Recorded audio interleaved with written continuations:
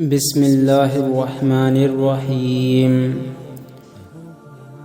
حدیث صحیح مسلم۔ حضرت ابوذر رضی اللہ عنہ نبی کریم صلی اللہ علیہ وآلہ وسلم کا ارشاد نقل کرتے ہیں کہ اللہ تعالیٰ نے ارشاد فرمایا، میرے بندو، میں نے اپنے اوپر ظلم کو حرام قرار دیا ہے اور اسے تمہارے بیچ بھی حرام کیا ہے، اسی لیے تم ایک دوسرے پر ظلم مت کرو۔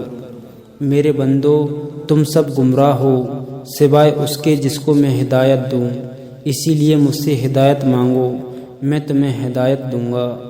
میرے بندو، تم سب بھوکے ہو سوائے اس کے جس کو میں کھلاؤں، اسی لیے تم مجھ سے کھانا مانگو، میں تمہیں کھلاؤں گا۔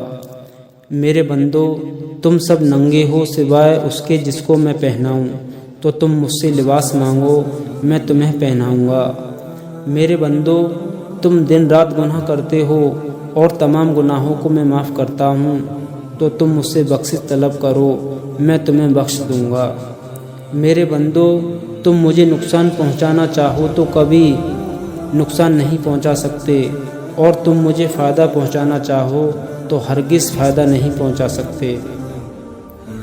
میرے بندو، اگر تمہارے اگلے پچھلے انسان اور جنات سب اس آدمی کی طرح ہو جائیں جس کے دل میں تم میں سے سب سے زیادہ اللہ تعالیٰ کا ڈر ہے، تو یہ میری بادشاہت میں کوئی اضافہ نہیں کر سکتی۔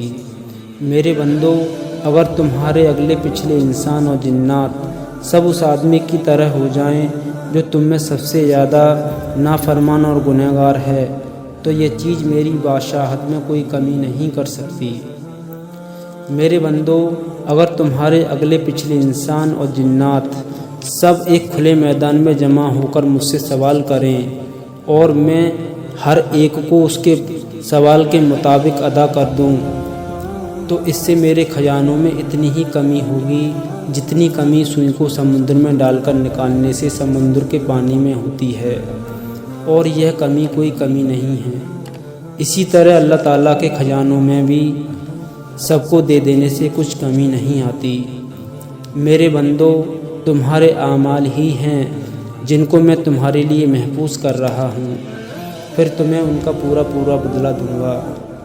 تو جو آدمی اللہ تعالیٰ کی توفیق سے نیک عمل کرے تو اسے چاہیے کہ وہ اللہ تعالیٰ کی تعریف کرے، اور جس آدمی سے کوئی گناہ ہو جائے تو وہ اپنے نفس ہی کو ملامت کرے، کیونکہ اس سے گناہ کا ہو جانا نفس ہی کے تقاضے سے ہوا ہے۔